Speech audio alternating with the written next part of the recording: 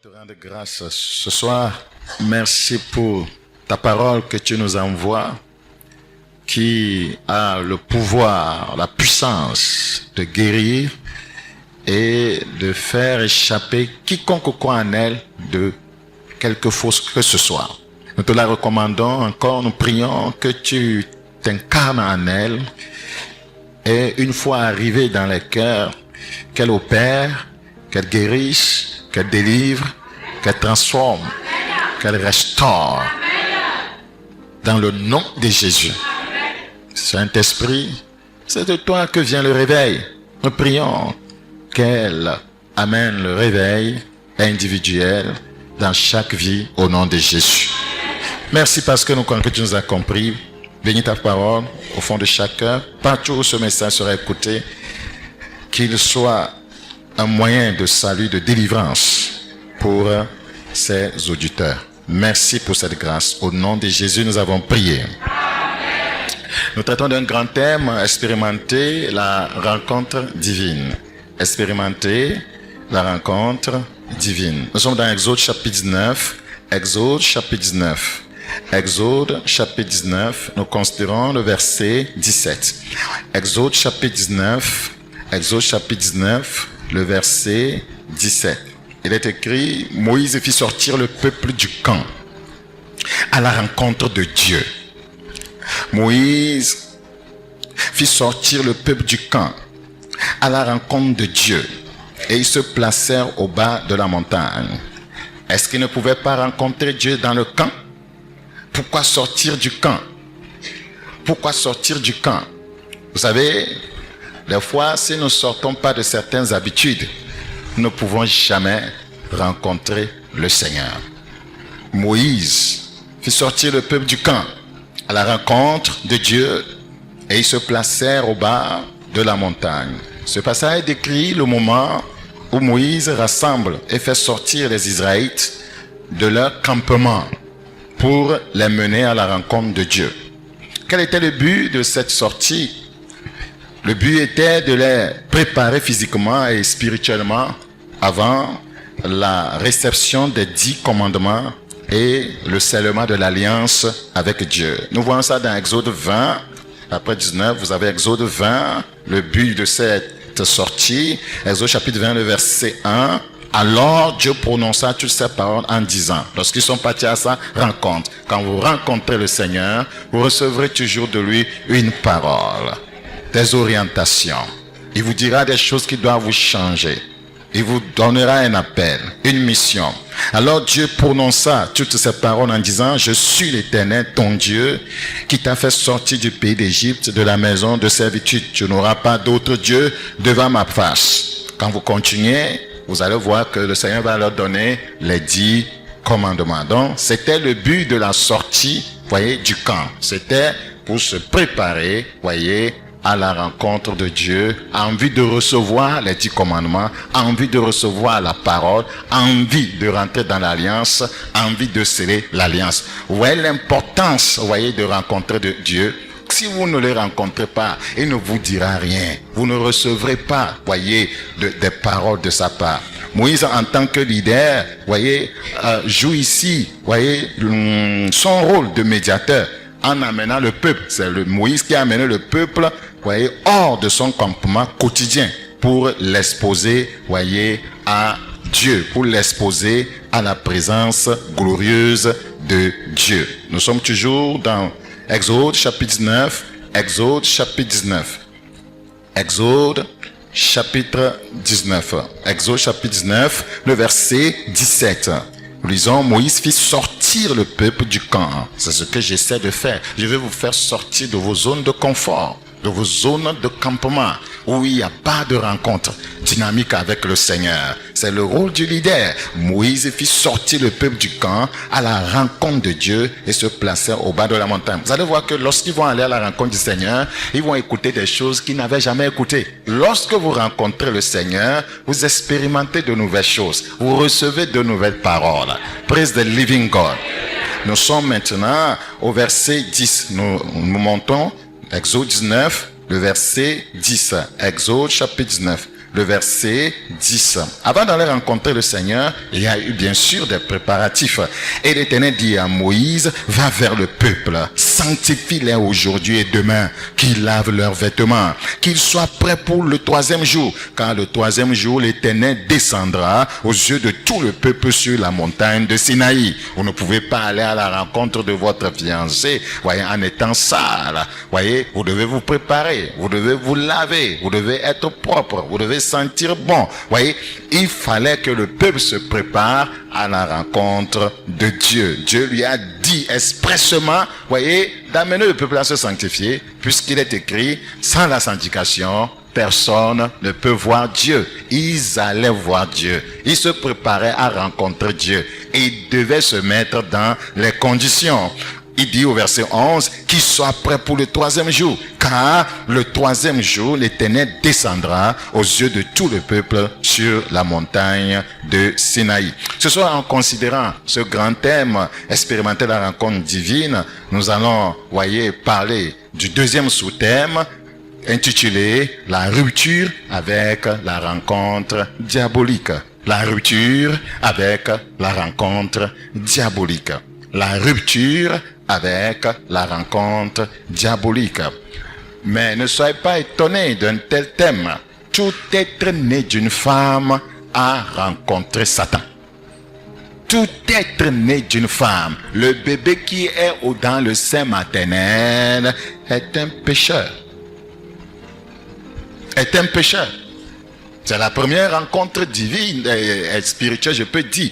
Voyez, que tout être humain fait. Sa première rencontre est avec le diable, le père du péché. Tout homme né d'une femme est lié au diable. Tout être humain né d'une femme a un lien avec le diable. C'est pourquoi je parle de la rupture avec la rencontre diabolique. C'est la première rencontre spirituelle de tout être humain, la rencontre avec le diable.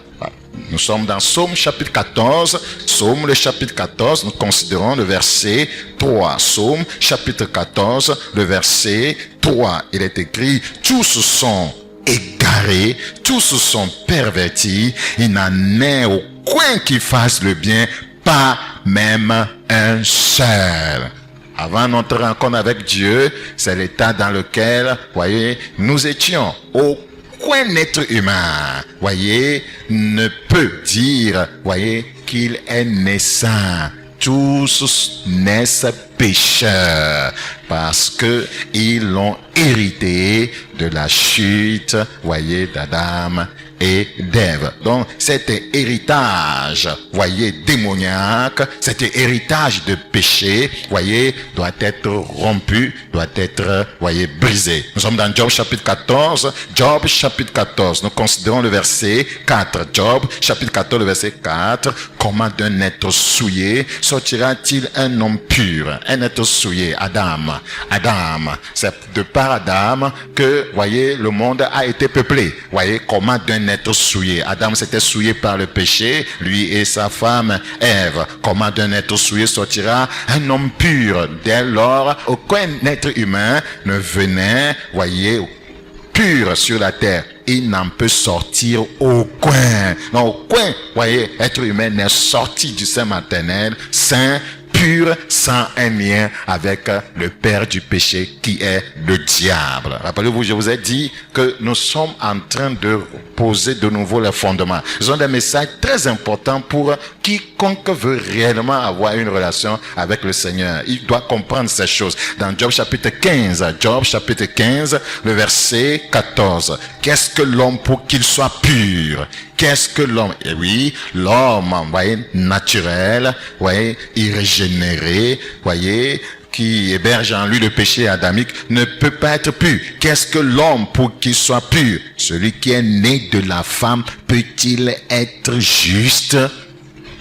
C'est pourquoi Christ est venu pour faire une œuvre, voyez, de justification dans notre vie. Celui qui est né de la femme peut-il être juste? Genèse chapitre 5, le verset 3. Genèse 5, 3. Adam, âgé de 130 ans, engendra un fils à sa ressemblance. Après sa chute, vous savez, il a été bien sûr créé à la ressemblance de Dieu, à l'image de Dieu, mais la chute a introduit en lui, voyez, la nature du diable, la nature du péché. Et quand il a commencé, voyez, à engendrer, voyez, des fils, voyez, ces fils, voyez, prenaient sa nature pécheresse. Adam, âgé de 130 ans, engendra un fils à sa ressemblance. Pas la ressemblance de Dieu, à sa ressemblance. Il ressemblait déjà à Satan, à sa ressemblance, selon son image, et il lui donna le nom de Seth. Donc, la chute dans le péché a fait perdre à l'homme l'image de Dieu et a formé en lui, voyez, l'image du diable. Pour comprendre ce message, nous allons se diviser en 3 points. Premier point, les semences du diable dans la vie de l'homme. Les semences du diable dans la vie de l'homme. Nous sommes dans Genèse chapitre 3 maintenant. Genèse chapitre 3. Genèse chapitre 3, nous considérons le verset 1 à 6. Le serpent était le plus rusé de tous les animaux des champs. Quand on parle du serpent ici, on parle du diable, on parle de Satan, que l'Éternel Dieu avait fait. Ça veut dire que Satan, c'est une créature de Dieu. Voilà, c'est une créature de Dieu. Quiconque reçoit Jésus-Christ aura la puissance sur Satan qui n'est qu'une créature de Dieu. Il dit à la femme, Dieu a-t-il réellement dit, vous ne mangerez pas de tous les arbres du jardin? La femme répondit au serpent, nous mangeons du fruit des arbres du jardin. Mais quant au fruit de l'arbre qui est au milieu du jardin, Dieu a dit, vous n'en mangerez point, et vous n'y toucherez point de peur que vous ne mouriez. Alors le serpent dit à la femme, vous ne mourrez point. Il ne faut jamais avoir confiance aux paroles du diable. Voyez? Mais Dieu sait que le jour où vous en mangerez, vos yeux s'ouvriront, et que vous serez comme des dieux, connaissant le bien et le mal. La femme vit que l'arbre était bon à manger et agréable à la vue et qu'il était précieux pour ouvrir l'intelligence. Elle prit de son fruit et en mangea. Elle en donna aussi à son mari qui était auprès d'elle et il en mangea. C'est ici que le péché a commencé. La Bible dit dans 1 Jean chapitre 3, le verset 8, celui qui pêche est du diable. Donc, comme le diable c'est celui qui incarne le péché, lorsque Adam et Ève ont péché, ils étaient du diable. Donc, c'est de ceux qui étaient du diable qu'est sorti tout être humain. C'est de ceux qui étaient du diable qu'est sorti tout être humain. Celui qui pêche est du diable. Quand ils ont péché, ils étaient du diable. Donc, tout être humain est sorti d'Adam qui était du diable de par son péché. Donc, il faut que la rupture avec la rencontre démoniaque ait lieu. Si nous voulons, voyez, demeurer dans un lien solide avec le Seigneur Jésus-Christ. Praise the living God. Donc, après la chute dans Genèse chapitre 3, Satan a introduit dans l'humanité des semences spirituelles et morales. Et immorales, je veux dire. Des semences spirituelles et immorales. Voyez, qui ont corrompu la nature humaine. Il a semé. Il a introduit dans l'humanité des semences spirituelles, voyez, immorales, voyez, des semences spirituelles négatives qui ont corrompu la nature humaine. Donc ces semences se manifestent par l'incrédulité. C'est depuis, voyez, cette chute que Satan a introduit dans le genre humain, voyez, l'incrédulité. La Bible dit dans 2 Corinthiens chapitre 4, nous considérons le verset 3. 2 Corinthiens chapitre 4, verset 3, c'est notre évangile est encore voilé. Il est voilé pour ceux qui périssent, pour les incrédules, dont le Dieu de ce siècle a aveuglé l'intelligence. Donc, un incrédule porte en lui-même la semence du diable. Tous les incrédules, ceux qui ne croient pas en la parole de Dieu, voyez, ceux qui doutent des Écritures, qui les lisent mais ne veulent pas les pratiquer, voyez, sont simplement des incrédules. Ils portent en eux, voyez, les semences du diable. Voyez, ces semences se manifestent, 1, par l'incrédulité, 2, par le désir désir d'indépendance. Quiconque a le désir d'indépendance et ne veut pas dépendre de Dieu, porte en lui la semence du diable. Et nous voyons ça dans la vie de plusieurs soi-disant croyants. Le désir d'indépendance. Il ne veut pas dépendre de Dieu. Il ne veut pas dépendre de la parole de Dieu. Il veut faire les choses, voyez, comme, voyez, eux-mêmes l'entendent. C'est un sérieux problème. Voyez, c'est une semence diabolique. Et je prie le Seigneur, voyez, que si quelqu'un d'entre nous se reconnaît dans ces choses, voyez, qu'il puisse demander à Dieu de l'aider. Dans Romains chapitre 10, le verset 3, ne connaissant pas la justice de Dieu et cherchant à établir leur propre justice. On appelle ceci, voyez, le désir d'indépendance. Ne connaissant pas la justice de Dieu et cherchant à établir leur propre justice, ils ne se sont pas soumis à la justice de Dieu. C'est le désir d'indépendance. Si tu as ce désir d'indépendance, tu trouves difficile, voyez, de te soumettre à Dieu, à sa parole, tu portes en toi une semence diabolique. C'est une semence du diable. C'est depuis la chute qu'il a introduit cela dans le genre humain. Il a aussi introduit les maladies et les infirmités. Depuis la chute, il a introduit les maladies et les infirmités. Vous vous rappelez quand le Seigneur a délivré cette femme qui ne pouvait pas se redresser. Le Seigneur a dit que, voyez, cette infirmité venait de Satan, que Satan la tenait liée depuis 18 ans. Ne fallait-il pas la délivrer de ses chaînes? Donc c'est Satan qui a introduit les infirmités, les maladies depuis la chute, voyez, de l'homme. Il a introduit aussi comme semence toute forme d'immoralité et de dépravation, ainsi que des comportements destructeurs et la violence. Ce sont des semences sataniques. Quand on voit un enfant violent, il porte en lui la semence du diable. Quand on voit quelqu'un qui est immoral, qui aime les films pornographiques, qui vit lui-même dans la fornication, la masturbation, il porte, voyez, des germes de Satan. Voyez, c'est une rencontre diabolique qui tient solidement. Voyez, tant que ceci n'est pas rompu, la personne ne peut jamais rencontrer, voyez, ou bien ne peut faire l'expérience, voyez, d'une vie, voyez, main dans la main avec le Seigneur Jésus-Christ. Vous connaissez les formes de dépravation, l'homosexualité, le lesbianisme, voyez, les dépravations sexuelles, voyez, la sodomie et autres. C'est l'ennemi qui a introduit ça. Quand toute une personne, voyez, pratique ces choses, elle porte simplement en elle les semences du diable. Les semences du diable. Les guerres, les destructions, ce sont les semences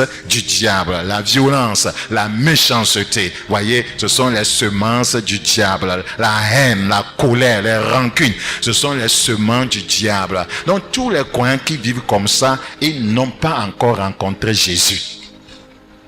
Ils n'ont pas. Ils portent toujours les semences du diable. Le manque de pardon. Ce sont les semences du diable. Dans Romains chapitre 1. Romains chapitre 1, le verset 21. Romains chapitre 1, nous lisons à partir du verset 21. Puisque ayant connu Dieu, ils ne l'ont point glorifié comme Dieu et ne lui ont point rendu grâce. Mais ils se sont égarés dans leurs pensées et leur cœur sans intelligence a été plongé dans les ténèbres. Se vantant d'être sages, ils sont devenus fous. Ils ont changé la gloire du Dieu incorruptible en image représentant l'homme corruptible, des oiseaux, des quadrupèdes et des reptiles. Nous voyons ici l'idolâtrie. C'est pourquoi Dieu les a livrés à l'impureté selon les convoitises de leur cœur, en sorte qu'ils déshonorent eux-mêmes leur propre corps. Eux qui ont changé la vérité de Dieu en mensonge et qui ont adoré et servi la créature au lieu du Créateur. Satan est une créature. Il y a des gens qui servent Satan. C'est une créature. Ils ont servi la créature au lieu du Créateur. Il y a des gens qui adorent des hommes. Voyez, comme voyez, des fondateurs d'une certaine secte. Voyez, Krishna et Kankar et autres. Voyez, ils ont servi la créature au lieu du Créateur. Ils ont servi les arbres, ce sont des créatures. Ils ont servi les animaux comme Dieu, des pierres, ce sont des choses créées par Dieu. Ils ont servi la créature créature au lieu du Créateur, qui est béni éternellement. Amen. C'est pourquoi Dieu les a livrés à des passions infâmes. C'est depuis la chute que Satan a introduit ces choses, car leurs femmes ont changé l'usage naturel en ce qui est contre nature. Et de même, les hommes, abandonnant l'usage naturel de la femme, se sont enflammés dans leurs désirs les uns pour les autres, commettant homme avec homme des choses infâmes et recevant en eux-mêmes le salaire que méritait leur égarement. Comme ils ne se sont pas souciés de connaître Dieu, Dieu les a livrés à leur sens reprouvé pour commettre des choses indignes. Chaque fois que vous ne vous souciez pas de connaître Dieu, de connaître Jésus-Christ, vous allez voir que vous mènerez une vie indigne. Le croyant doit être à la recherche de Dieu. La Bible dit la vie éternelle, voyez, c'est qui te connaissent, toi, le seul vrai Dieu. Étant rempli de toute espèce d'injustice, de méchanceté. Ce sont des choses que Satan a introduites, des semences qu'il a introduites, voyez, dans la vie des hommes. De cupidité, de malice, plein d'envie, de meurtre. Les gens se tuent, les gens avortent. Ce sont des semences diaboliques. De querelles, de ruses, de malignité. Rapporteurs. Il y a des soi-disant chrétiens comme ça qui sont toujours rapporteurs. Ce sont les semences du diable, médisants. Il y a des chrétiens toujours calomniateurs. Ils portent en eux les germes du diable. Voyez, impies, arrogants, hautains. On ne peut pas les corriger, on ne peut pas leur parler. Voyez, mais ils s'appellent chrétiens. Alors qu'ils portent toujours les semences diaboliques. Fanfarons, ingénieux au mal. On réfléchit pour voir comment tromper quelqu'un, comment mentir quelqu'un, comment soutirer de l'argent à quelqu'un. Rebelles à leurs parents biologiques, parents spirituels, dépourvus d'intelligence. Vous voyez, ils sont dépourvus de loyauté, d'affection naturelle. Ils ne peuvent pas aimer quelqu'un. Vous voyez, ils s'aiment eux-mêmes. Vous voyez, ils sont dépourvus de miséricorde. Vous voyez, ils ne peuvent pas faire miséricorde à qui que ce soit. Et bien qu'ils connaissent le jugement de Dieu, déclarant digne de mort ceux qui commettent de telles choses, non seulement ils les font, mais ils approuvent ceux qui les commettent. Tout ce que nous venons de voir dans ce passage, ce sont les semences diaboliques. Le diable, voyez, a introduit dans le genre humain, voyez, toutes sortes de semences. Les semences de l'ennemi dans la vie, voyez, d'un homme, voyez, lui permettent de garder cet homme, cette personne sous son emprise. Sous son emprise. C'est pourquoi il sème ces semences. Donc tout ce que je viens de citer, voyez, si vous hébergez un seul, vous êtes sous l'emprise du diable. C'est pourquoi les Écritures disent dans Actes 10:38, Jésus-Christ est venu, voyez, pour guérir ceux qui sont sous l'empire du diable. Voilà. Donc, vous êtes sous l'empire, voyez, ou bien l'emprise, voyez, du diable. Si, voyez, une de ces semences se retrouve dans votre vie. Le doute et le mensonge.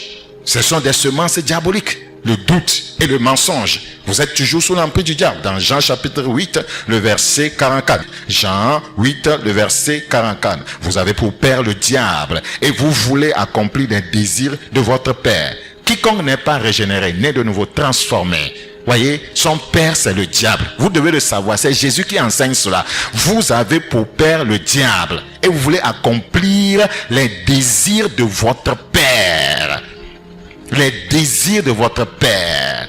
La chair a des désirs contraires à ceux de l'esprit. Donc, quiconque vit dans la chair accomplit les désirs de son père Satan. Vous devez le savoir. Une vie charnelle est une vie diabolique. Une vie charnelle est une vie diabolique. Vous avez pour père le diable et vous voulez accomplir les désirs de votre père. Satan désire mentir. Si tu le fais, tu le ressembles. Satan désire tuer. Voyez, si tu tues quelqu'un par ta langue, tu le ressembles. Satan désire forniquer. C'est un grand fornicateur. Satan peut te transformer en une jeune fille. Voyez, venir séduire un garçon, le faire tomber. Vous ne le savez pas, c'est un adultère. Donc, tous ceux qui font cette chose, voyez, sont simplement sous son emprise. Voyez, il est leur père. De Satan est le père de quiconque pêche. C'est pourquoi les Écritures disent quiconque pêche, celui qui pêche est du diable. Il est le père de tous ceux qui pêchent. Si vous avez de telles révélations, vous allez haïr le péché avec passion. C'est pourquoi les Écritures disent, Hébreux 1:9, que Jésus-Christ a aimé la justice, voyez, il a haï l'iniquité. Une fois que vous trouvez dans le corridor de l'iniquité, vous avez un père. Jésus n'est pas le père des pécheurs. Il n'est pas le père des menteurs, des hypocrites. Il n'est pas le père de ceux qui font leur propre volonté. Il n'est pas le père des fornicateurs, des adultères. Jésus n'est pas leur père des envieux, des jaloux, des calomniateurs, des médisants. Il n'est pas leur père. Ce n'est pas de l'amusement. Il n'est pas leur père. Vous avez pour père. Jésus est en train de leur dire, je ne suis pas votre père. Mon père n'est pas votre père. Vous avez pour père le diable et vous voulez accomplir les désirs de votre père. Il a été meurtrier. Un meurtrier. La Bible dit, celui qui hait son frère, c'est un meurtrier. Donc ça veut dire que les meurtriers, ceux qui haient, ceux qui ne pardonnent pas, qui gardent rancune, Satan est leur père. C'est dommage de se dire chrétien et de vivre dans ces choses. Alors que vous avez toujours, voyez, Satan comme père. Ouais, les croyants combattent leur père alors qu'ils ne se sont jamais séparés d'eux. Ils aiment les prières de combat. Ils combattent leur père. Le feu, le feu. Alors que eux-mêmes, ils vivent dans le péché. C'est malheureux. C'est malheureux. C'est pourquoi ils ne peuvent jamais le vaincre. Vous savez pourquoi? Personne ne peut combattre son père et le vaincre. C'est une loi, comment on dit ça? Universelle. Allez voir Absalom. Si vous tentez de combattre votre père, vous périrez. Ne faites jamais ça. Votre père biologique, votre père spirituel, vous ne réussirez jamais. Vous tomberez. Vous serez humilié. Vous serez humilié. Personne ne combat son père, même s'il a tort. Personne. Vous serez maudit. C'est pourquoi ces chrétiens qui combattent Satan, alors que eux-mêmes, ils vivent dans le péché, leurs problèmes s'augmentent, leurs malédictions s'augmentent. Comment pouvez-vous combattre votre père? Comment pouvez-vous combattre votre père? Il vous vaincra, il vous enchaînera, il vous malmènera. Tu vis dans le péché, Satan est ton père. Tu es disqualifié pour les prières de combat. Sinon, tu seras maudit.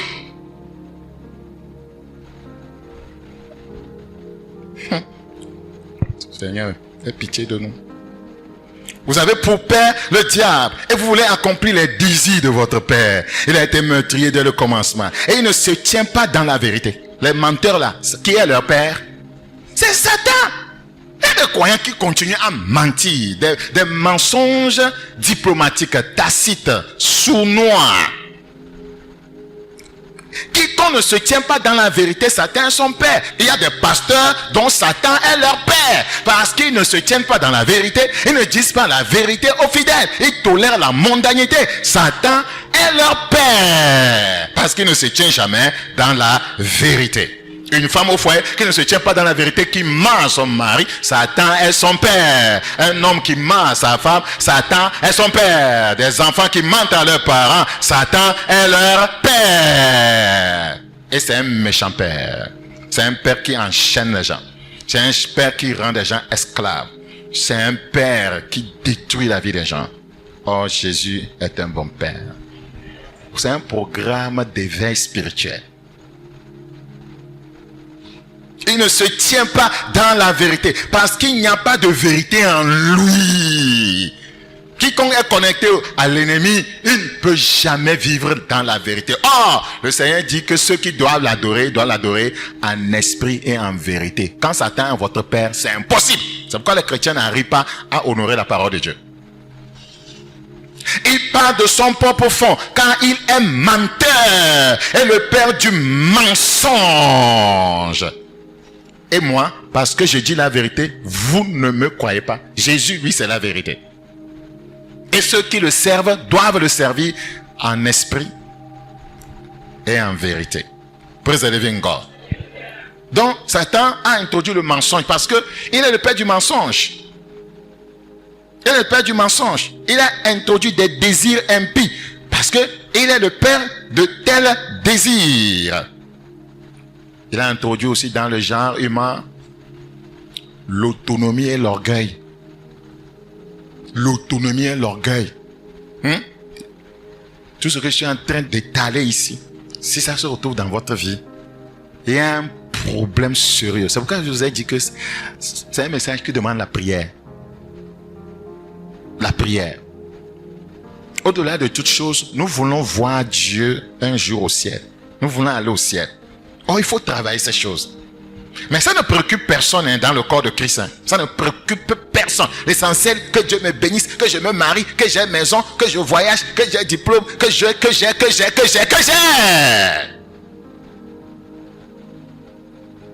Oh, il y a des choses réelles à traiter. La Bible dit dans Jérémie 44, regardez l'autonomie et l'orgueil. Jérémie chapitre 44, ce sont des semences maléfiques que Satan a introduit dans le monde après la chute de l'homme. Jérémie chapitre 44, nous considérons le verset 17, le verset 16 pour mieux comprendre. Nous ne t'obéirons en rien de ce que tu nous as dit au nom de l'Éternel. L'autonomie et l'orgueil. Mais nous voulons agir comme l'a déclaré notre bouche, offrir de l'encens à la reine du ciel et lui faire des libations comme nous l'avons fait. Nous et nos pères, nos rois et nos chefs dans les villes de Juda et dans les rues de Jérusalem, alors nous avons du pain. Le problème de la chrétienté, c'est ça, c'est le pain. C'est à cause de cela qu'on ne veut pas obéir à Dieu. Ça revient toujours, c'est le pain. Les besoins matériels, le pain. Alors nous avions du pain pour nous rassasier, nous étions heureux. Et nous n'éprouvions point de malheur. Comme si quand on vient à Dieu, on ne peut pas avoir le pain. Le Seigneur dit, ma présence avant mes provisions. Mais nous ne voulons pas comprendre cela. L'autonomie et l'orgueil. Si tu vis comme ça, tu portes en toi une semence maléfique. Satan a introduit aussi dans le monde, après la chute, ça c'est clair, la culpabilité, la honte et la peur. Est-ce que tu vis toujours dans la culpabilité? C'est une semence satanique. Tu vis toujours dans la peur, c'est une semence démoniaque. Tu vis dans la honte, c'est une semence démoniaque. Paul a dit, disait à Timothée, le Seigneur ne nous a pas donné un esprit de peur, un esprit de timidité, mais un esprit de force, un esprit d'amour, un esprit de sagesse. Satan a introduit dans le monde le meurtre et la haine. Vous avez ça dans Genèse 4, 9, 10. Voyez, Caïn, n'est-ce pas, va tuer son frère Abel. Et le Seigneur va dire, le sang de ton frère crie jusqu'à moi. C'est Satan qui a introduit cela. Il a introduit l'idolâtrie et les crimes rituels. Les gens peuvent tuer, voyez, un être humain à la recherche, voyez, des biens matériels pour faire prospérer leurs affaires. 1 Pierre chapitre 4, le verset 3. Ce sont les semences de l'ennemi. Les semences introduites, voyez, dans la vie des hommes après la chute. 1 Pierre, nous sommes dans 1 Pierre chapitre 4, le verset 3. 1 Pierre chapitre 4, le verset 3. C'est assez en effet d'avoir, dans le temps passé, accompli la volonté des païens, en marchant dans la dissolution, les convoitises, l'ivrognerie, les excès du manger et du boire, et les idolâtries criminels, les excès du manger et du boire et les idolâtries criminels. Quand tu aimes les excès du manger, du boire, tu as en toi, voyez, les semences du diable. Satan a introduit dans le monde la paresse. Satan a introduit dans le monde la négligence. Satan a introduit dans le monde, voyez, la nonchalance. Voyez, or au départ, l'homme n'était pas comme ça. L'homme travaillait bien dans le jardin. L'homme n'était pas paresseux. Voyez, l'homme avait une relation, voyez, féconde avec le Seigneur. Il a introduit aussi dans le monde la sorcellerie, que les Écritures appellent la magie. Dans Ésaïe chapitre 2, le verset 6. Ésaïe 2, le verset 6. Il y a des gens qui vont à l'église, mais voyez, ils ont la semence de la sorcellerie en eux. Quand ils posent des actes, vous n'allez pas du tout, voyez, comprendre pourquoi quelqu'un qui s'appelle chrétien peut poser, voyez, de tels actes. Dans Ésaïe chapitre 2, le verset 6. Ésaïe chapitre 2, le verset 6. Open your Bible, please. Ésaïe chapitre 2, le verset 6. Il est écrit au verset 6. Car tu as abandonné ton peuple, la maison de Jacob, parce qu'ils sont pleins de l'Orient. Est-ce que nous pouvons lire parole de vie? Ils sont pleins de l'Orient. Ils sont pleins de l'Orient et adonnés à la magie, comme les Philistins. Et parce qu'ils s'allient aux fils des étrangers, le pays est rempli d'argent et d'or. Ils sont pleins de l'Orient. Ils sont pleins de l'Orient. Quand on parle de l'Orient, vous voyez les pays orientaux, là, ce sont les pays où les gens aiment la magie. Vous connaissez les Indiens? Ésaïe 2, verset 6. Seigneur, tu as abandonné ton peuple, la famille de Jacob. Voici pourquoi. Son pays est rempli de devins venus de l'Orient. Son pays est rempli de devins. La sorcellerie. C'est Satan qui a introduit tout cela dans le monde. Et quand son peuple, voyez, héberge ces choses, Dieu l'abandonne. Oui, termine s'il te plaît. Ceux qui lisent dans le ciel sont aussi nombreux que chez les Philistins. Ton peuple fait des affaires avec les étrangers. Praise the living God. Donc c'est de la sorcellerie. Donc c'est Satan qui a introduit ça dans le monde. Quand vous lisez Galates 5, le verset 19, parlant des œuvres de la chair, vous verrez la magie dedans. C'est de la sorcellerie. De la sorcellerie. Donc quiconque demeure dans l'une de ces choses que nous avons eu à mentionner, voyez, doit savoir qu'il maintient un lien dynamique et solide avec le diable. C'était notre premier point. Les semences, voyez, les semences du diable. Les semences, voyez, que le diable a introduit dans le monde. Les semences du diable dans la vie de l'homme. Rapidement, le second point. Le second point. Alors, qu'est-ce qu'il faut? C'est la rupture. Deuxième point, la rupture spirituelle d'avec Satan. Puisque tout homme né d'une femme a Satan comme père. Et Satan est celui qui éduque les gens à pécher. Un père éduque ses enfants. Satan éduque les gens à pécher. Le Seigneur éduque les gens à vivre saintement. Satan éduque les gens à pécher. Donc, si vous voulez changer, voyez, d'environnement spirituel, il vous faut une rupture. Deuxième point, la rupture spirituelle avec Satan. C'est important. C'est important si vous voulez un nouveau départ. Suivez attentivement. Proverbe 5, le verset 22. Proverbe chapitre 5, le verset 22.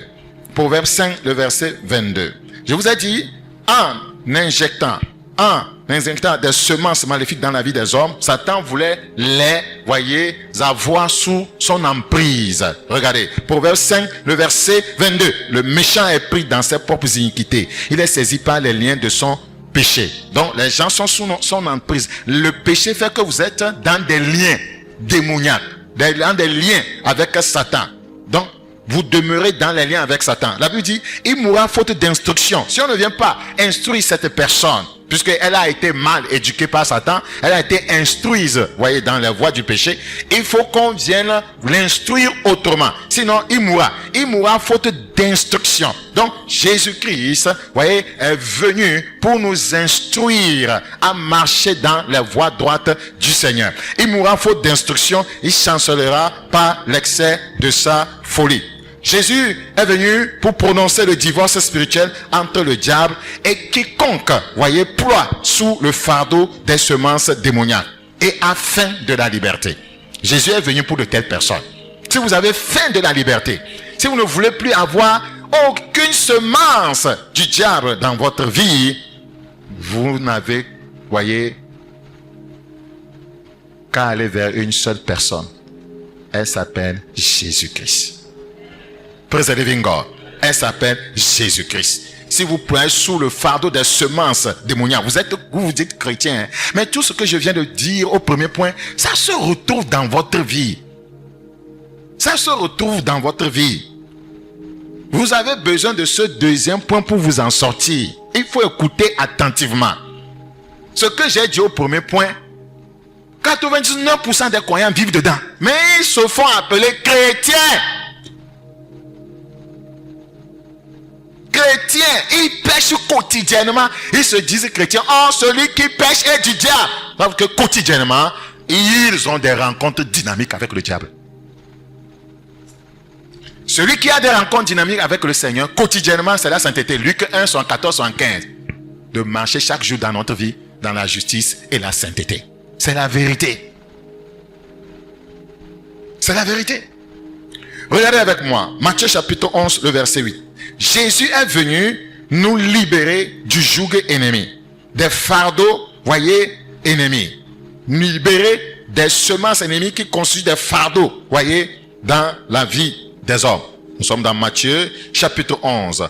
Matthieu chapitre 11, nous concernons le verset 28. Matthieu chapitre 11, le verset 28. Il est écrit, venez à moi, vous tous ceux qui êtes fatigués et chargés. Fatigués et chargés de quoi? De porter en vous les semences ennemies. Et je vous donnerai du repos. Jésus-Christ est la solution. Et je vous donnerai du repos. C'est pourquoi dans Actes chapitre 10, que j'ai déjà énoncé plus haut, Actes chapitre 10, le verset 38, vous voyez, Christ dit ceci, Actes, les Écritures disent de lui, Acte 10, le verset 38. Il est écrit, vous savez comment Dieu a oint du Saint-Esprit de force Jésus de Nazareth, qui allait de lieu en lieu faisant du bien et guérissant tous ceux qui étaient sous l'empire du diable, car Dieu était avec lui. Tous, tout homme né d'une femme est sous l'empire du diable. Jésus est venu pour nous en faire sortir.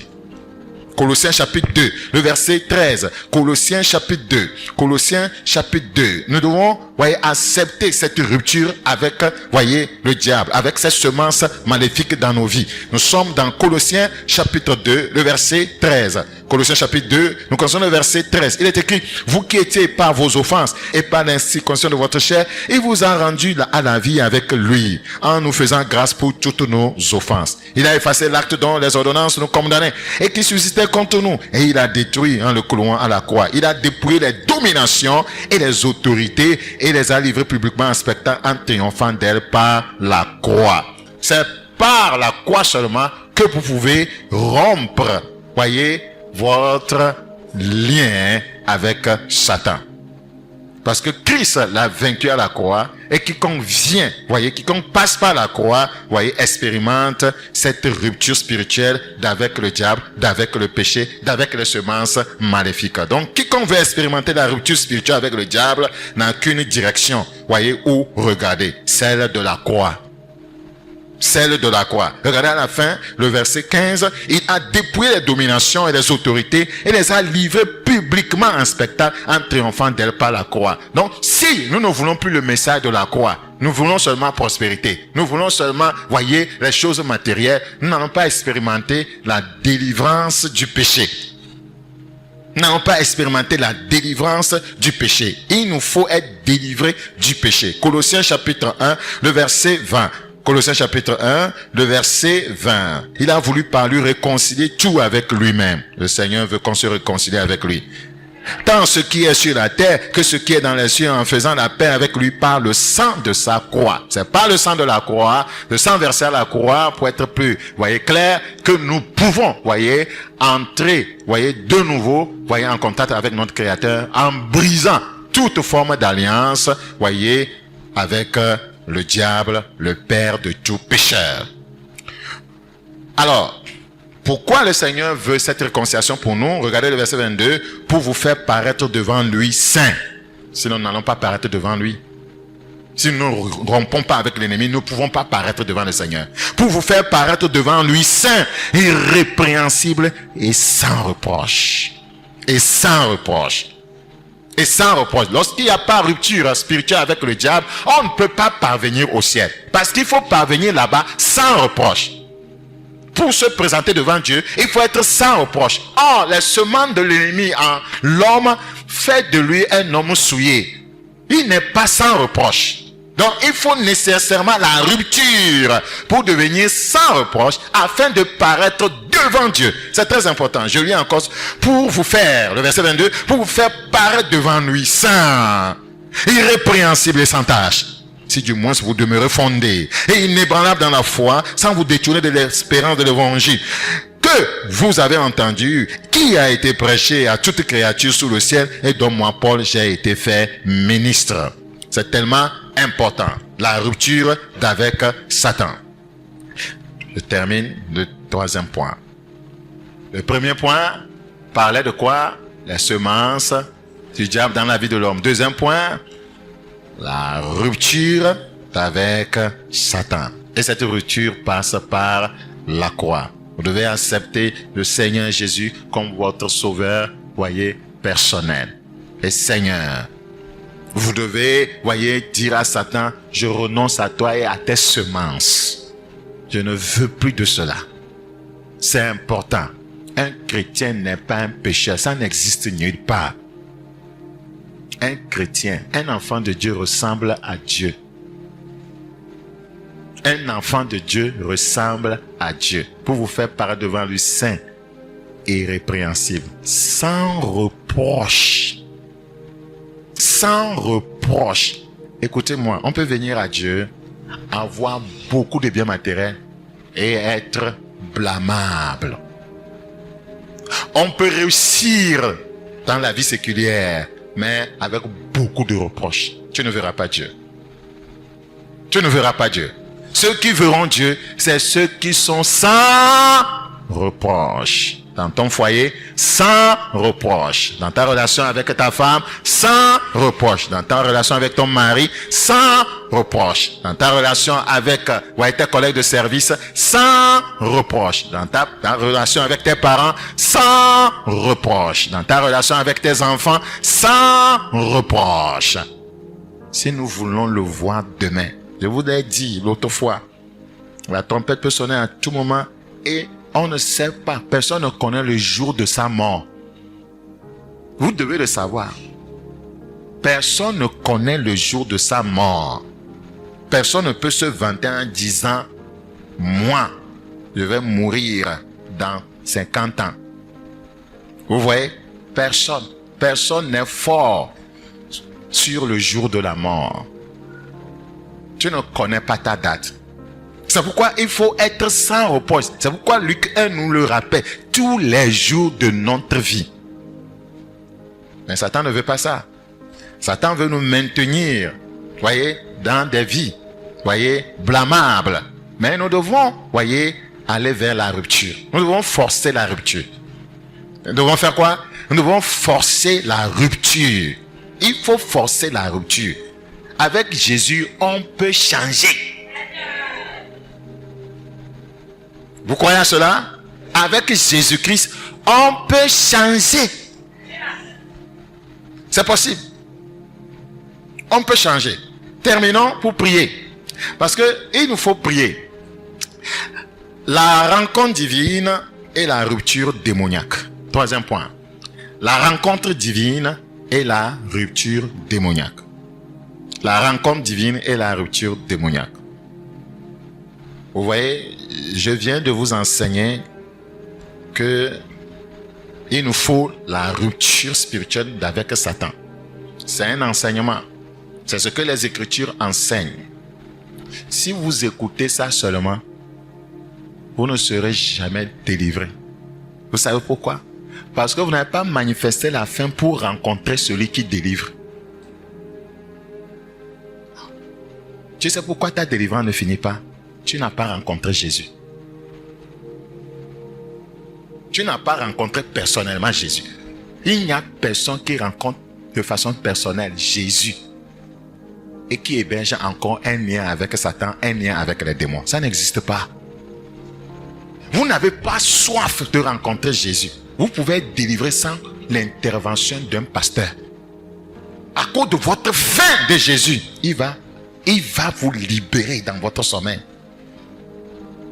Il peut vous libérer dans votre chambre.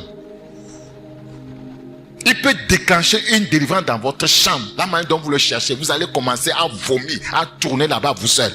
Nous n'avons pas assez faim du Seigneur. Quand je cherchais la délivrance, tout le monde est né pécheur. Personne n'est né saint. J'avais aussi mes problèmes. J'avais mes liens. J'avais mes péchés. J'ai cherché la délivrance avec faim et soif. Une nuit, des grands hommes de Dieu m'ont entouré. J'étais au milieu. Sors, brisez. Frère, la faim de Dieu. Nous n'avons pas faim de Dieu. Nous n'avons pas faim de Dieu. Nous ne le cherchons pas. Nous cherchons un homme de Dieu pour nous délivrer. Nous ne cherchons pas Jésus pour nous délivrer. C'est Jésus que tu cherches. Quand Jésus verra que tu le cherches pour la délivrance, s'il veut, il va passer par l'homme pour te délivrer. Parce que c'est lui. Mais si tes regards sont sur l'homme, pasteur, il pas le programme, pasteur, il pas le pasteur, et puis on commence à s'énerver. Ce n'est pas Jésus que tu cherches. Jésus est celui qui délivre. Il faut une rencontre avec lui. Il n'y a personne, vous allez voir tout à l'heure, qui ait rencontré Jésus et qui n'a pas été délivré. Ça n'existe pas. Vous savez, toute rencontre divine entraîne la rupture avec Satan et ses semences maléfiques. Toute rencontre divine. Si tu rencontres réellement Jésus, Satan va fuir ta vie. Toute rencontre divine entraîne la rupture avec Satan et ses semences maléfiques. Praise the living God. Toute rencontre divine entraîne la rupture avec Satan et ses semences maléfiques. Regardez, nous sommes dans Marc 5. Marc chapitre 5. Marc chapitre 5. Frères et sœurs, vous connaissez l'histoire du fou de Gadara? Quand il a rencontré Jésus, qu'est-ce qui s'est passé? Cet homme, voyez au verset 3, avait sa demeure dans les sépulcres et personne ne pouvait plus le lier, même avec une chaîne. Ça veut dire que les liens dans lesquels il était, les liens démoniaques, les liens des semences maléfiques, voyez, étaient très forts. Regardez au verset 6. Ayant vu Jésus de loin, rencontre divine. Kalaborokosiata. Ayant vu Jésus de loin, ça commence. Vous savez, nous-mêmes, nous les croyants aujourd'hui, on n'a même pas encore vu Jésus de loin. Si on avait au moins rencontré Jésus de loin, on allait commencer à obtenir nos délivrances. Pierre suivait Jésus de loin. C'est pourquoi il continuait, voyez, à se décourager, à vouloir abandonner la foi. Ce monsieur, ce démoniaque, ayant vu, voir, rencontre divine, ayant vu, ta délivrance n'est pas ok parce que tu n'as pas encore vu Jésus. Tu n'as pas encore rencontré. Il ne s'est pas encore révélé à toi. Ayant vu Jésus de loin, il a couru se prosterna devant lui. Power. Power. Ça veut dire que quand on rencontre Jésus, tout ce qui est en nous se prosterne. Quand on rencontre Jésus, tout ce qui est en nous, tout ce qui est en nous de maléfique se prosterne. Quand tu rencontres Jésus, le mensonge se prosterne, le commérage se prosterne, adultère se prosterne, fornication se prosterne, haine se prosterne, hypocrisie se prosterne. Ces esprits derrière ces choses se prosternent. Pourquoi tu dis que toi tu portes même Jésus, mais ces choses vivent en toi? Tu ne l'as pas encore rencontré. You are lying. Nous devons nous dire la vérité. Les chrétiens se trompent. Les chrétiens se trompent. C'est Satan qui incarnait ce monsieur. Ce sont les esprits mauvais. C'est la vie du péché. Mais lorsqu'il y a eu la rencontre avec Jésus, de loin même, les esprits ne pouvaient pas retourner. Les esprits ne pouvaient que courir pour aller se prosterner. Et tout ce qui était dans cet homme va le quitter à cause de cette rencontre divine. Nous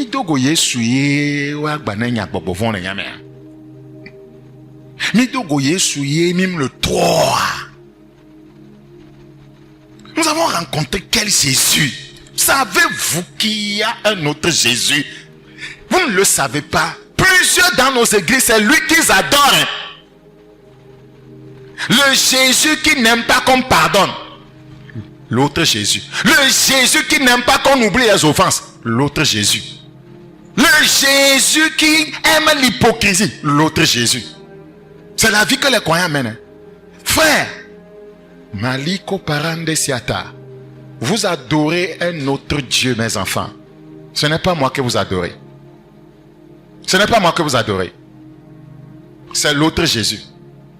Ce n'est pas mon évangile que vous suivez. C'est l'autre évangile. L'évangile où qui ne transforme pas.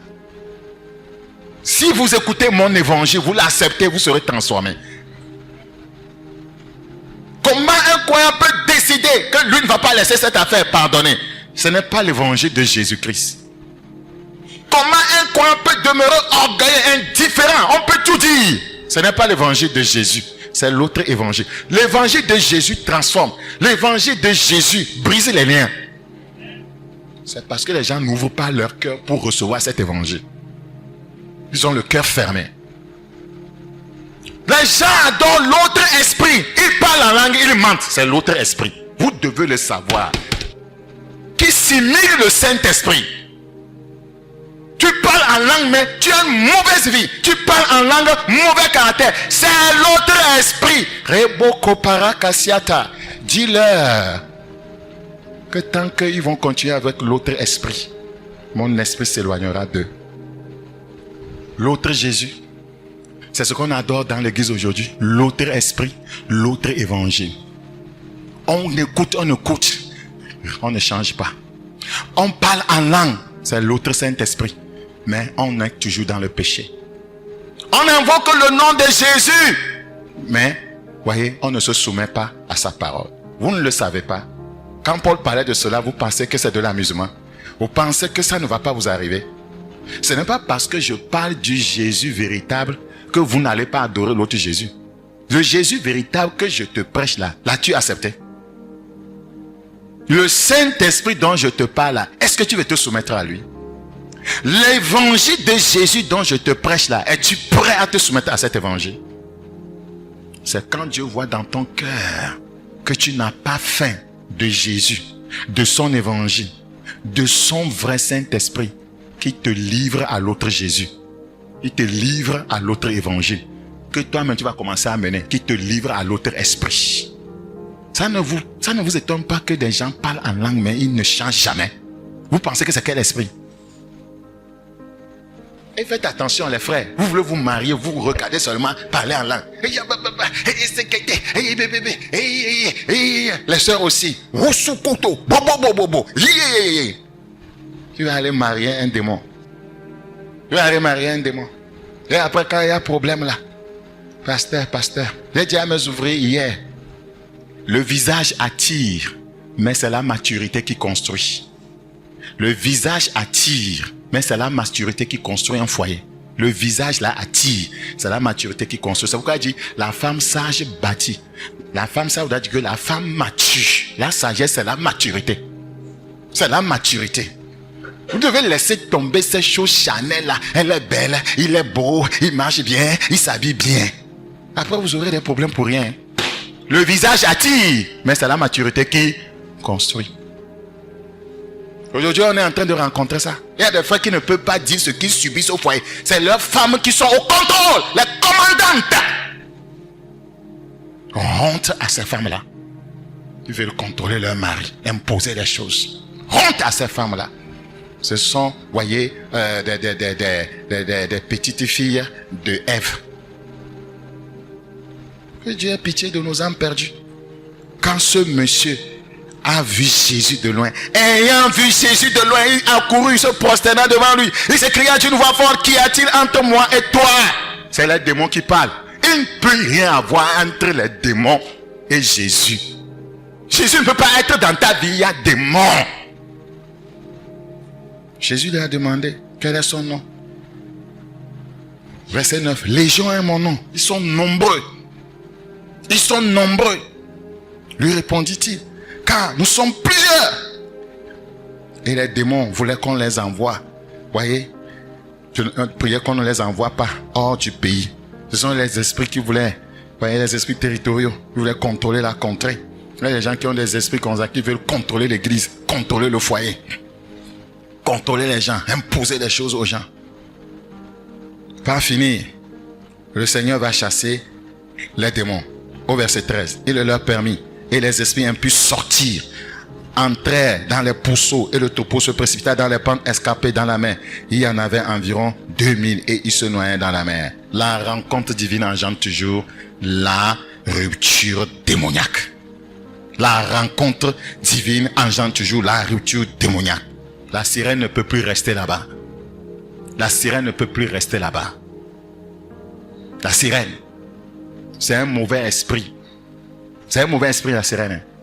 La sirène peut venir coucher avec vous la nuit. Papa Wata, Mami Wata, la sirène peut vous empêcher de concevoir, de tomber grosse. C'est un esprit jaloux. Voyez, si cet esprit est là, il va vous créer des problèmes. C'est un esprit jaloux. Voyez, si vous avez cet esprit après votre mariage, il va commencer à détruire vos affaires.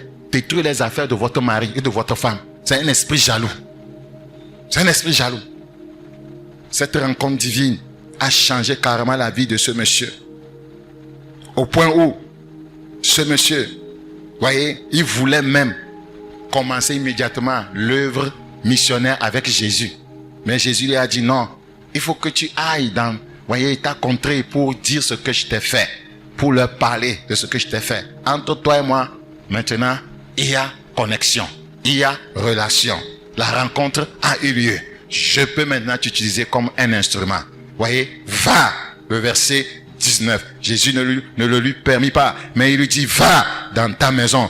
Quand il y a rencontre divine, il y a mission. 1. Rencontre divine, transformation. 2. Rencontre divine, orientation. 3. Rencontre divine, appel, mission.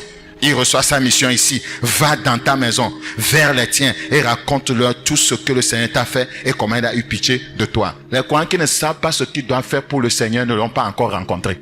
Quiconque a rencontré Jésus, il sait ce qu'il a à faire pour le Seigneur. On ne va pas le supplier comme nous supplions les gens. Jamais. Il sait ce qu'il a à faire pour le Seigneur. On ne le suppliera pas. S'il est intercesseur, voyez, on ne va pas le supplier. S'il est évangéliste, on ne le suppliera pas. Lui-même sera en train de faire l'œuvre de gain des âmes. Il n'a pas besoin d'une église. S'il est pourvoyeur, on ne va pas le supplier pour donner pour l'œuvre. Parce qu'il sait ce qu'il doit faire pour le Seigneur. Et il le fait. Ce monsieur, c'était un évangéliste que Satan avait embrigadé. Le Seigneur, voyez, en le rencontrant, a libéré son ministère. La rencontre divine libère, vous libère dans votre ministère. La rencontre divine vous libère dans votre ministère. Praise the living God. Praise the living God. Frères et sœurs, les évangiles, voyez, racontent comment, voyez, ça c'est un autre exemple. Nous allons nous arrêter sur cet exemple avant de prier. Voyez, les évangiles racontent comment Marie de Magdala était totalement sous l'emprise des ténèbres. C'était total. Quand la Bible parle de 7 démons, la Bible parle, voyez, d'une possession parfaite. Tout ce qui est humain, tout ce qui est péché, tout ce qui est lien était dans la vie de cette femme. Mais quand elle a rencontré Jésus, c'est ce que je vous dis, on ne peut pas rencontrer Jésus et ne pas changer. Les gens disent que j'ai rencontré Jésus, je suis enfant de Dieu. Péché, immoralité, mensonge, haine, commérage. Ouais, on ne peut même pas servir Dieu. On ne peut pas prier. On ne peut rien faire pour le Seigneur. On ne change pas. On est comme on était. On n'avait pas rencontré le Seigneur. Les démons continuaient à parler, à s'agiter. Voyez, on rêve de voir que quelqu'un vient coucher avec nous. On rêve qu'on est dans la mer ou sous la mer, dans son village, dans un arbre. Tu n'as pas eu la rencontre divine? Tu n'as pas eu la rencontre divine? Ce n'est pas normal. Regardez. Regardez. La rencontre personnelle de Marie de Magdala avec Jésus a brisé ses chaînes, lui permettant de recouvrir une vie saine et entière, loin de l'oppression. Elle n'était plus sous l'oppression. Regardez dans Luc 8, le verset 2. Luc chapitre 8, le verset 2. Jeanne, femme de Chuza, intendant d'Hérode, Suzanne et plusieurs autres qui l'assistaient. Voyez, nous allons remonter plutôt pour pointer du doigt ce que nous voulons. Le verset 2. Les 12 étaient avec lui et quelques femmes qui avaient été guéries d'esprits malins. Guéries d'esprits malins. Ameano nous sigbe le boutamo ame ane wonu madotado gbogbo nfon la me ane orgueilleux ame ane kwe ame ane dadoleleye. Un orgueil, c'est un malade. Celui qui fait ça par volonté, il est malade. C'est une des maladies spirituelles, c'est les esprits qui donnent ça. Les 12 étaient avec lui et quelques femmes qui avaient été guéries d'esprits malins. Tu es une femme avec un esprit malin. Si tu veux ce soir même, l'esprit peut partir. En entendant déjà ma voix, si tu as faim réellement de la délivrance, quelque chose est en train de se passer dans ton corps. Regardez. Les 12 étaient avec lui. Et quelques femmes qui avaient été guéries d'esprit malin et de maladies. Ce sont des semences du diable. Jésus est le même, il n'a pas changé. Marie dite de Magdala, de laquelle était sorti, dites-moi, combien de démons? Combien? 7 pas de la perfection. C'est que Jésus libère comment? Totalement. Il dit Jésus libère totalement. Totalement. Rappelez-vous, sang de Jésus, purifie-moi totalement. Jésus libère totalement. Totalement. Regarde, cet voudra dire parfait, total. Tout ce qui était mal en elle est sorti totalement. Reçois cette grâce. Reçois cette grâce. Reçois cette grâce. Que les semences ennemies sortent totalement. Que les semences du péché sortent totalement. Que tout mauvais esprit sorte totalement. Au nom de Jésus-Christ. Quand on rencontre Jésus, c'est ce qui se passe. Elle a rencontré Jésus. Marie de Magdala a rencontré Jésus. Le démoniaque de Gadara a rencontré Jésus. Ils ont changé carrément. La rencontre divine engendre 1. Transformation. 2. Orientation. 3. Appel. Ces choses-là se retrouvent dans la vie de Marie Magdala. Elle sera transformée. Elle sera orientée. Et elle va recevoir un appel. C'est elle qui a reçu la mission d'annoncer la résurrection de Jésus-Christ. Quand on rencontre le Seigneur, c'est ce qui se passe. Voyez, avant de clôturer, voici ce qui s'est passé dans la vie de Marie de Magdala et qui doit se passer dans ta vie tout à l'heure. 1. De l'esclavage à la liberté. De l'esclavage à la liberté. La véritable rupture spirituelle se produit lorsque le Christ intervient directement dans l'intimité de l'âme. C'est Jésus qui est intervenu directement. C'est pourquoi c'est important, la rencontre divine. Jésus a intervenu directement dans sa vie. Vous pouvez le supplier, il va le faire. Deuxième chose, voyez, dans la vie de Marie de Magdala, il y a eu la restauration. Marie de Magdala fut restaurée. Elle ne fut plus jamais la même femme possédée. Mais, voyez, elle est devenue une disciple fidèle et courageuse. Quand on rencontre réellement Jésus, c'est comme ça. Quand on rencontre Jésus comme ça, et il faut la faim et la soif. Il faut la faim et la soif. Là, des fois, quand certaines délivrances se déclenchent, des fois, on sait, je dis que le groupe de prière va s'occuper de ça. La personne n'est pas prête à abandonner certaines choses. Les gens viennent, ils sont en copinage. Le premier jour, on délivre ces gens-là. Quand ils quittent là, ils retournent vers leurs copains. Pour aller, voyez, se recevoir, voyez, le ministère du plombier. C'est la vérité. Comment est-ce qu'on peut recevoir la délivrance? Comment? Quand tu te laisses au plombier. Le plombier travaille là où il y a les eaux. Que Dieu ait pitié de nos âmes perdues. Regardez, une véritable rencontre divine débouche sur un engagement concret. Comment savoir que quelqu'un a expérimenté la rencontre divine? Son engagement pour le Seigneur est concret, est fervent, est sérieux, est dynamique, est déterminant, est puissant. C'est dans ça qu'on va retrouver Marie de Magdala. Elle suivait les 12.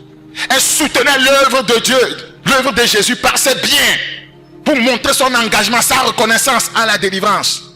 Les gens zélés pour le Seigneur, passionnés, qui sont prêts à tout donner, à mourir, ils savent ce qu'ils ont vu. Ils l'ont rencontré. Ils l'ont rencontré. C'est la vérité.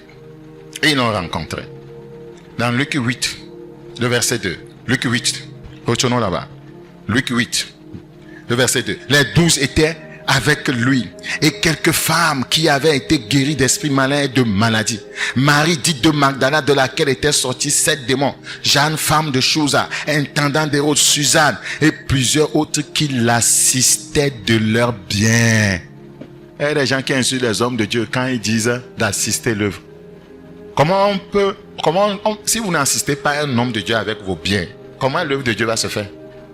Ce n'est pas un commandeur. C'est biblique. Jésus allait dire que non, je n'en ai pas besoin. S'il ne prend pas, il va faire comment l'œuvre? Les gens insultent les pasteurs. Oh, il faut faire gratuitement. On n'a pas besoin de cela. Jésus, lui, n'avait pas besoin. Pourquoi Jésus lui prenait? Ce n'est pas Paul seul qui prenait. C'était pour faire l'œuvre. Et ces femmes-là, regardez, ces gens-là qui le suivaient, l'assistaient, avaient une histoire avec lui, qui avait été guéri d'esprits malins et de maladies. Yesu wondena o, ne Yesu wondena mais no quoi engagement de déterminant.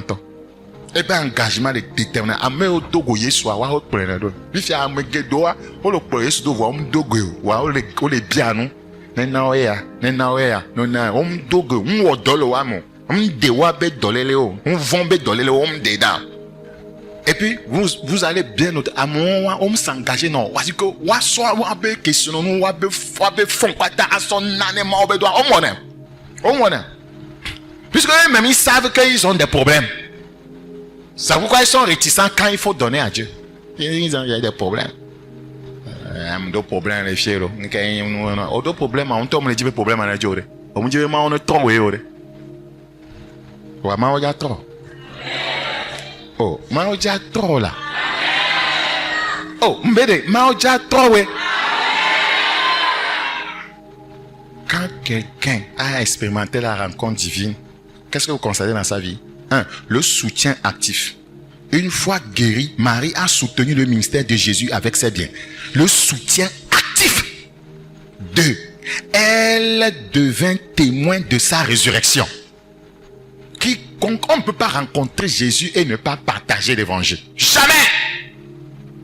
On ne peut pas rencontrer Jésus qu'il a eu à travers votre vie, à briser votre relation avec Satan, et vous n'allez pas promouvoir son œuvre et continuer à promouvoir Satan. Jamais. Elle est devenue témoin de sa résurrection. Marie de Magdala a été la première à voir le Christ ressuscité au matin de Pâques.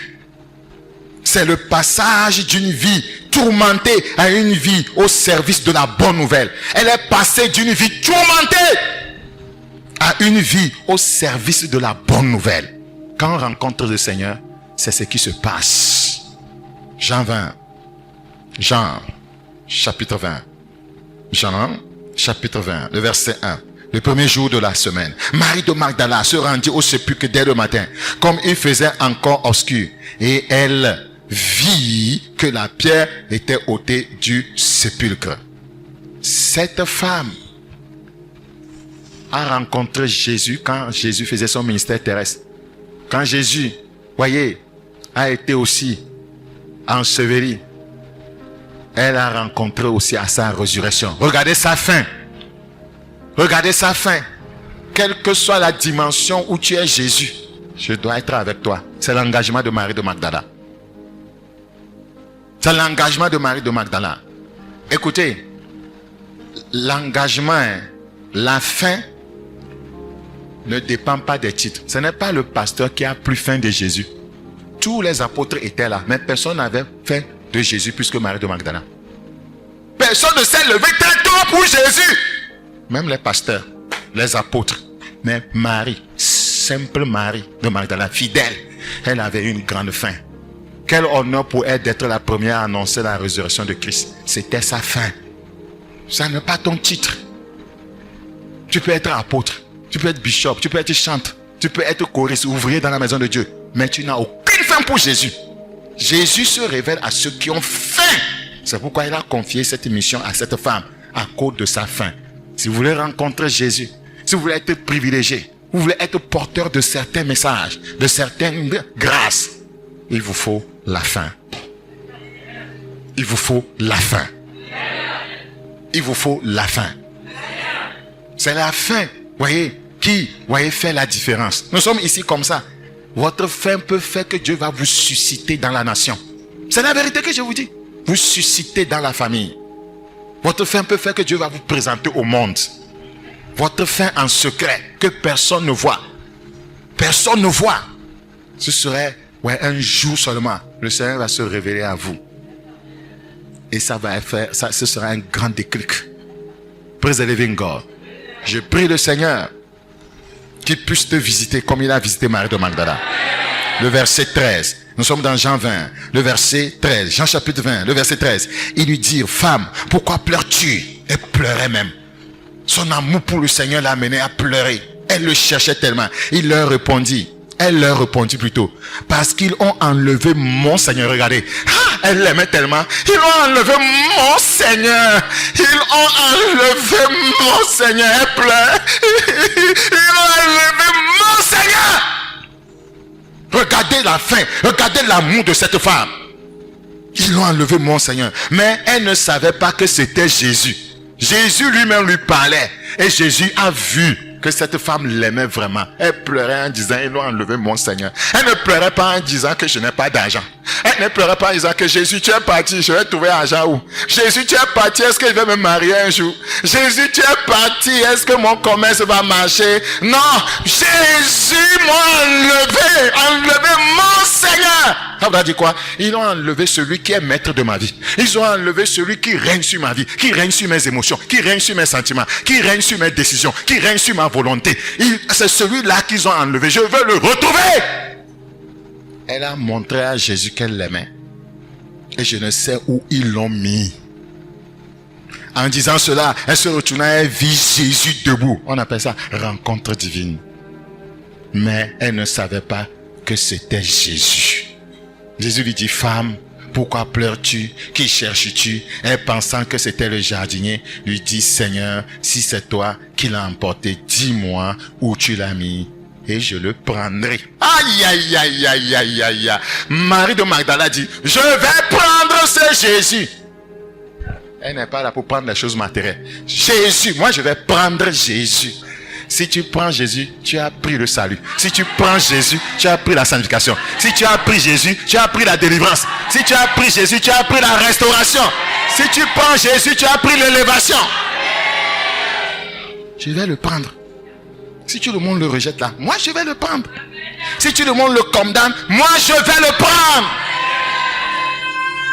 Praise the living God. Jésus lui dit, quand Jésus a fait tous ces tests-là, Jésus lui dit, Marie. Elle se retourna, elle lui dit en hébreu, Rabouni, c'est-à-dire, maître. Regardez cette femme-là. Depuis qu'elle a été délivrée, Jésus est demeuré quoi dans sa vie? Maître, maître, maître, maître. Sois le maître de ma vie. Ouais, Jésus est demeuré maître. Maître. Depuis que tu dis que tu as reçu Jésus, est-ce qu'il est demeuré maître de tes yeux, maître de tes mains, maître de ta bouche, maître de tes décisions, maître de tes allers-retours? Est-ce qu'il est le maître de ton foyer? Est-ce qu'il est le maître de ton cœur? Marie de Magdala a gardé sa délivrance. Je prie le Seigneur que cette histoire change ta vie. Le verset 18 maintenant. Marie de Magdala alla annoncer. Vous ne pouvez pas rencontrer le Seigneur sans qu'il ne vous donne un message, sans qu'il vous donne une mission. Marie de Magdala alla annoncer aux disciples qu'elle avait vu le Seigneur, rencontre divine, et qu'il lui avait dit ces choses. Quand vous le rencontrez, il vous dit des choses. Et il y a des gens ici, ils ont eu l'expérience avant. Le Seigneur leur a dit des choses, des missions qu'ils doivent faire. Vous avez abandonné ça? Vous pensez que c'est sans conséquence? Quand vous n'étiez encore rien, quand vous n'étiez pas encore béni, quand vous n'étiez pas encore marié, vous n'avez pas d'enfant, vous le cherchez, vous priez, il vous a dit des choses que vous devez faire, que vous devez garder. Vous avez jeté tout ça là, non? Vous avez abandonné tout ça là, non? Et vous êtes assis dans sa maison. Assis dans sa maison. Vous avez oublié tout ce qu'il vous a dit. Vous êtes sur votre propre chemin. Vous faites ce que vous pensez, voyez, être bon pour vous. Où Satan est venu même, il vous a volé ce que Dieu vous a dit. Il vous a volé ce que Dieu vous a dit. Dieu nous a dit des choses. Quand moi j'ai commencé avec des collaborateurs, ils m'ont lâché. Et si je veux me rappeler de vous dire ce qui est arrivé à ces gens, vous allez crier. Vous pensez que quand Dieu vous dit des choses, vous faites autrement, que c'est sans conséquence? C'est une question de temps. Levons-nous pour la prière.